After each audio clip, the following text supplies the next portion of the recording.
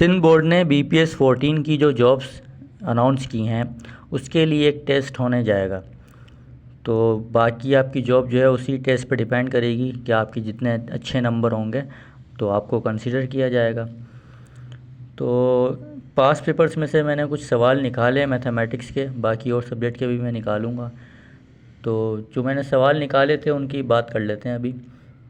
जैसे कि सवाल है, the line segment whose end points are in the circle is called chord. इसका मतलब ये होता है कि एक लाइन सेगमेंट वो लाइन होती है जिसके एंड पॉइंट्स होते हैं। तो ऐसे लाइन सेगमेंट जिसके जो एंड पॉइंट्स हैं वो सर्किल में हैं। तो कैसे हो सकता है, एक सर्किल है हमारे पास और ये एक लाइन हमने ड्रॉ की, इसके अंदर इसके एंड पॉइंट सर्किल में है। इस लाइन को हम कहते हैं कॉर्ड।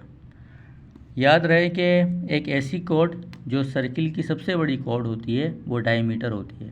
फ़िलहाल वो एक आगे की चीज़ है। तो लाइन कोई भी हो एक सर्किल के अंदर, उसके एंड पॉइंट सर्किल में है, तो इसका मतलब ये एक कॉर्ड है। दूसरा एक सवाल है कि mod of 3x is equal to 6। इस इक्वेशन को सॉल्व करके सॉल्यूशन सेट बनाना है, x की वैल्यू फाइंड करनी है। तो जब भी मॉड हटाते हैं तो इक्वल टू के इस तरफ प्लस माइनस आ जाता है। 3 मल्टीप्लाई में इधर आके डिवाइड में आ जाएगा, 6 डिवाइड बाई 3 2 हो जाएगा। तो सॉल्यूशन सेट बन गया plus minus 2।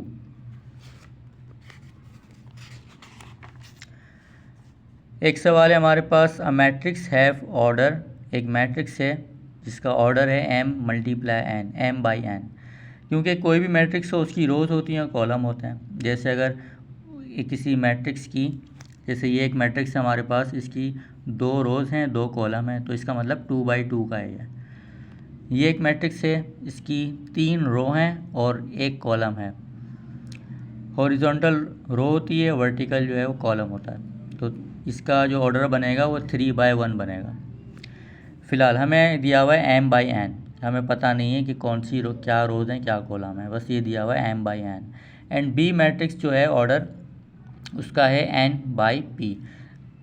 Then order of product, अगर हम इन दोनों मैट्रिक्स का प्रोडक्ट ले लेते हैं तो अब उसका ऑर्डर क्या होगा। यहाँ पे गौर करें चीज़ कि इसकी जो कॉलम है वो n है और इसकी जो रोज़ हैं वो भी n है, यानी कि इसके कॉलम और इसके रो बराबर हैं। इसके नंबर ऑफ़ कॉलम और इसके नंबर ऑफ़ रो बराबर हैं।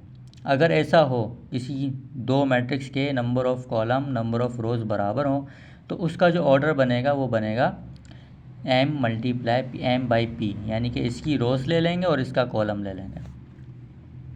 बिल्कुल इसी तरीके से अगर दो मैट्रिक्स हमारे पास हों a और b, ये 2 बाई 2 का है, ये 3 बाई 1 का है, तो इसका जो ऑर्डर बनेगा वो क्या होगा। इन मैट्रिक्स को तो खैर हम मल्टीप्लाई कर नहीं सकते क्योंकि रोज़ और कॉलम बराबर नहीं है। अगर रोज़ और कॉलम बराबर ना हो तो मल्टीप्लाई नहीं कर सकते। लेकिन फ़िलहाल इस सवाल की जैसी कोई एग्जांपल ले लेते हैं। जैसे यहाँ पे है हमारे पास m मल्टीप्लाई n, तो एक मैट्रिक्स हम यहाँ देख लेते हैं। एक मैट्रिक्स हमने बनाया जिसकी a b c d 2 rose 2 column है। अब हमें दूसरा मैट्रिक्स कौन सा चाहिए, n मल्टीप्लाई p, यानी कि इसकी जो कॉलम है वो इसकी रो के बराबर हों। इसके कॉलम कितने, 2 हैं। तो हम एक ऐसा मैट्रिक्स देख लेते हैं जिसकी रोज़ 2 हों, 1 3 5 7 0 9।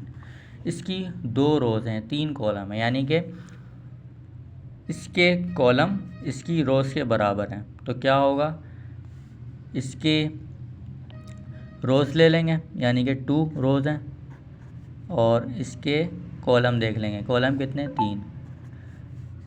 तो अगर हम इन दोनों मैट्रिक्स को मल्टीप्लाई करें तो इसका जो ऑर्डर बनेगा वो बनेगा 2 बाई 3। इसीलिए हमने इसका आंसर लिखा m मल्टीप्लाई p।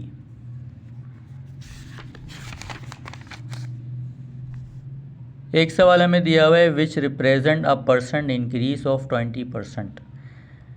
यहाँ पे हमें कुछ ऑप्शंस गिवन हैं कि अगर वैल्यू 20 से 30 इंक्रीज़ हो गई है तो कितना परसेंट इंक्रीज़ हुआ। क्या मतलब 20% होगा वो, या इसका 20% होगा, या इसका होगा, या इसका होगा। तो अगर हम इसमें देखें 20 to 30 पे गया है, यानी कि 10 इंक्रीज़ हुई है वैल्यू, तो क्या 10 जो है वो 20 का 20% है? नहीं होगा। इसी तरह 30 to 40, यानी कि 10 वैल्यू बढ़ गई, तो क्या 10 30 का 20% है?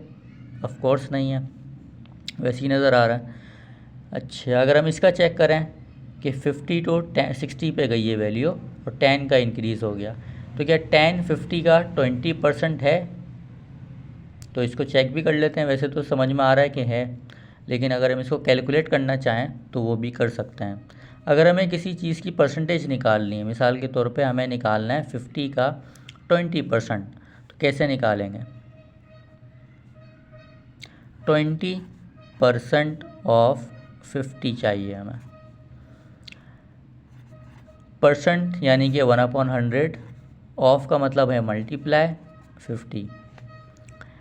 0 से 0 हो गया कैंसिल, इस 0 से ये 0 कैंसिल, 2 5 10। तो इसका मतलब क्या है कि यही वैल्यू है, यानी कि 50 to 60 पे गई है, 10 का इंक्रीज़ हुआ, तो 10 जो है वो 20% है 50 का। किसी भी नंबर की हमें अगर परसेंटेज निकालनी हो तो इस तरह निकाली जा सकती है। अगले सवाल पे बढ़ते हैं।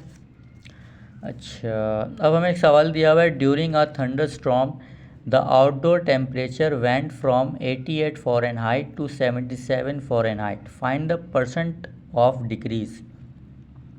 इसमें कह रहे हैं कि एक तूफ़ान में बाहर का टेम्परेचर जो है वो 88 से 77 इंक्रीज़ हो गया, डिक्रीज़ हो गया, तो कितना परसेंट डिक्रीज़ हुआ ये फाइंड करना है। याद रहे कि परसेंटेज डिक्रीज़ जब हम निकालते हैं तो उसका फॉर्मूला है original value minus new value divided by original value multiply by 100। Original value कितनी थी? 88, न्यू कितनी हो गई? 77, और ओरिजिनल 20। 88 डिवाइड में भी आ गया, मल्टीप्लाई बाय 100, माइनस कर दिया इन दोनों को, 11 आ गया, और फिर डिवाइड करके इससे मल्टीप्लाई करवा दिया, तो ये आ गया 12.5।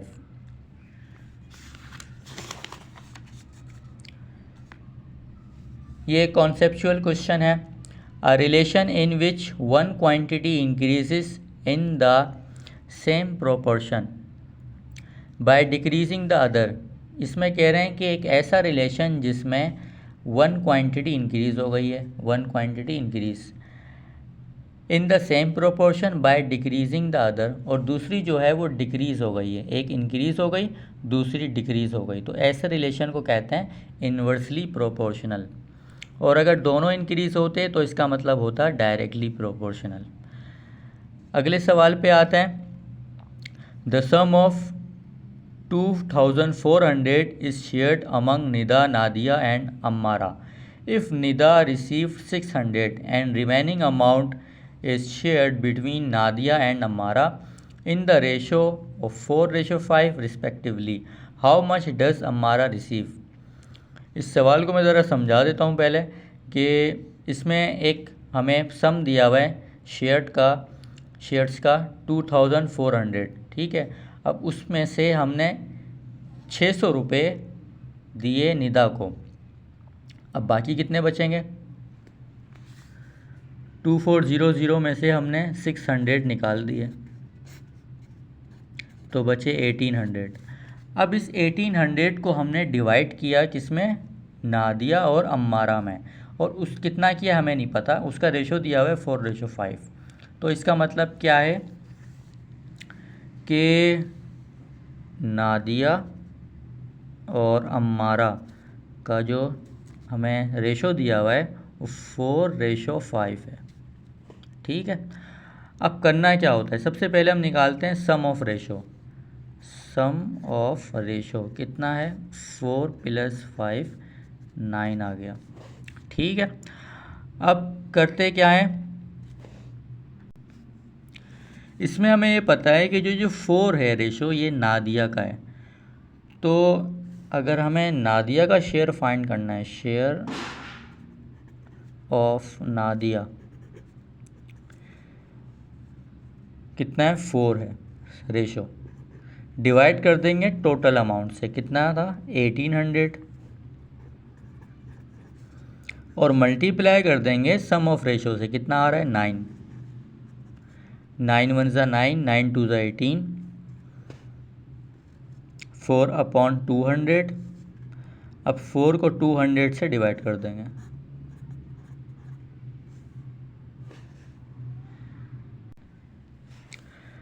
मिस्टेक हो गई है। 4, ये जो सम ऑफ रेशो है ये नीचे आएगा और 1800 यहाँ ऊपर आएगा। 9 वन ज़ा 9, 9 टू ज़ा 18, और 4 टू ज़ा 8, 8 और ये 2 0, तो ये कितना हो गया 800।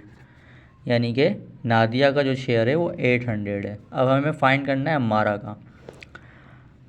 Share of Ammara is equal to, Ammara का कितना आ रहा है 5, 5/1800, 5 अब इसका क्या है सम ऑफ रेशो 9 मल्टीप्लाई 1800, 9 वन ज़ा 9, 9 टू ज़ा 18, 5 टू ज़ा 10, और ये 2 0 भी आ गए, ये बन गया 1000। इसका मतलब ये है कि वो जो 1800 रुपये हमने इन दोनों को दिए उसमें से 800 रुपये दिए नादिया को और 1000 रुपये दिए हमने अम्मारा को। यहाँ पूछ रहे हैं how much does Ammara receive, Ammara ने कितने रिसीव किए, तो अम्मारा ने 1000 रिसीव किए। अगले सवाल पे आते हैं।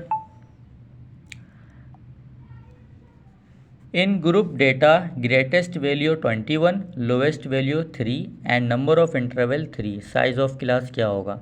ये बेसिक स्टैटिस्टिक्स का एक सवाल है। अगर हमें किसी डेटा के अंदर सबसे बड़ी वैल्यू दी हुई है ग्रेटेस्ट वैल्यू, और लोवेस्ट वैल्यू दी हुई है, और नंबर ऑफ इंटरवल दिए हुए हैं, तो क्लास की जो इंटरवल हमने बनाई हैं उसका साइज़ क्या होगा। तो क्लास साइज़ फाइंड करने का फॉर्मूला होता है greatest value minus lowest value divided by number of interval. तो क्या होगा, ग्रेटेस्ट वैल्यू है हमारे पास 21 माइनस लोवेस्ट वैल्यू हमारे पास है 3, नंबर ऑफ इंटरवल वो भी 3 है। 21 में से 3 माइनस किए 18, 18 divide by 3 is equal to 6। तो इसका मतलब ये है कि क्लास का जो साइज़ है वो 6 होगा। अगले सवाल पे आते हैं। अगला सवाल हमें दिया हुआ है the sum of interior angles of quadrilateral is. ये जो क्वाड्रिलेटरल है इसका मतलब ये है कि एक ऐसी शेप जिसके 4 साइड्स होती हैं, 4 कॉर्नर्स भी होंगे इसके, जैसे कि स्क्वायर हो, रेक्टेंगल हो, पैरेललोग्राम हो। इसका जो सम ऑफ इंटीरियर एंगल है, यानी कि ये वाले जो एंगल हैं, इसका जो सम है वो फाइंड करना है। याद रहे कि जब भी कोई 4 कोनों वाली शेप होती है तो इसका सम ऑफ इंटीरियर एंगल जो है, इनका सम ऑफ इंटीरियर एंगल वो कितना होगा। वैसे तो 360 होता है, लेकिन आपको अगर याद नहीं, या रट्टा नहीं लगा रहे आप, तो आप कॉन्सेप्ट याद कर लें कि अगर इस शेप को मैं इसके डायगोनल एक ड्रॉ कर दूं तो ये 2 ट्रायंगल बन गए। और हम ये बात जानते हैं कि सम ऑफ ट्रायंगल 180 होता है, यानी इस तीनों का 180 होता है, और इन तीन तो 180 और 180 कितना हो गया 360 हो गया। तो इस तरह भी याद किया जा सकता है। अगले सवाल की तरफ आते हैं। The angle drawn in the semi circle is always 90 degree. इसका मतलब क्या है कि अगर कोई सेमी सर्किल लें, सेमी सर्किल का मतलब होता है कोई हाफ सर्किल, जैसे कि मैं इस तरह एक सर्किल ले लूँ, ठीक है, सेमी सर्किल। पूरा लूँगा तो फुल सर्किल हो जाएगा। अब वो कह रहे हैं कि इसका एंगल कितना होगा अगर सेमी सर्किल पर एंगल अगर ड्रॉ किया जाए तो क्या होगा। याद रहे कि अगर किसी सेमी सर्किल की हम ये जो डायमीटर है, ये इस ट्रायंगल बनाए यहाँ पे, ये बेस है ट्रायंगल की।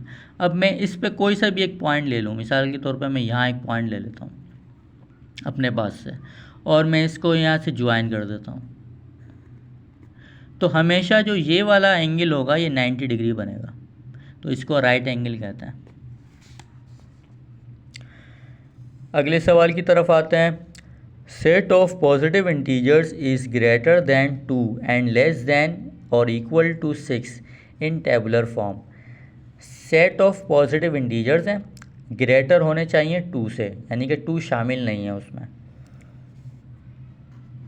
यानी क्या शामिल होगा? 3 होगा, 4 होगा, 5 होगा, ठीक है। एंड लेस दैन और इक्वल टू 6, यानी कि 6 से छोटे हों और 6 भी हो, इक्वल टू 6। तो यहाँ मैं 6 भी लगा देता हूँ। 6 से छोटे भी हैं और 6 खुद भी है इसके अंदर। अगले सवाल पे आते हैं। The difference between 16 and 28। जब भी आप किसी दो नंबर का डिफरेंस निकालते हैं तो क्या करते हैं? दोनों को माइनस कर देते हैं। 28 में से 16 को माइनस कर देंगे तो क्या आंसर आएगा? 12।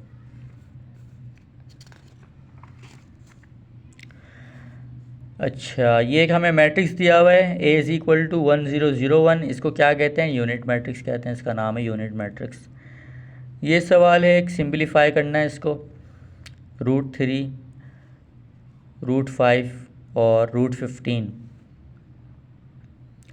√15 को हमने लिख दिया। 15 को अगर हम तोड़ें तो 3 5 15 लिख सकते हैं। तो इसकी जगह हमने लिख दिया 3 मल्टीप्लाई बाय 5।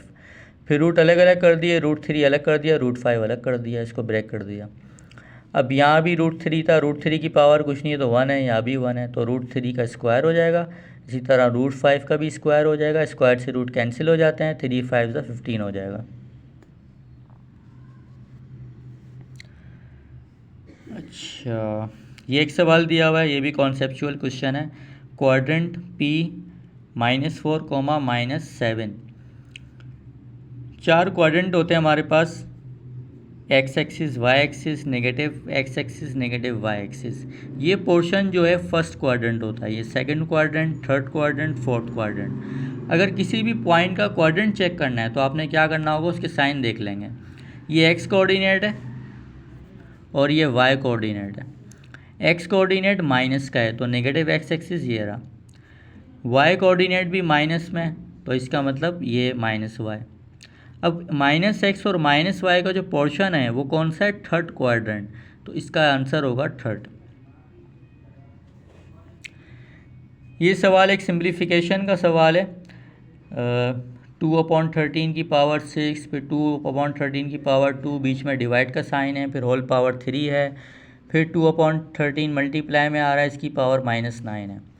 अब इसको सॉल्व करते वक्त बार बार 2/13 ना लिखना पड़े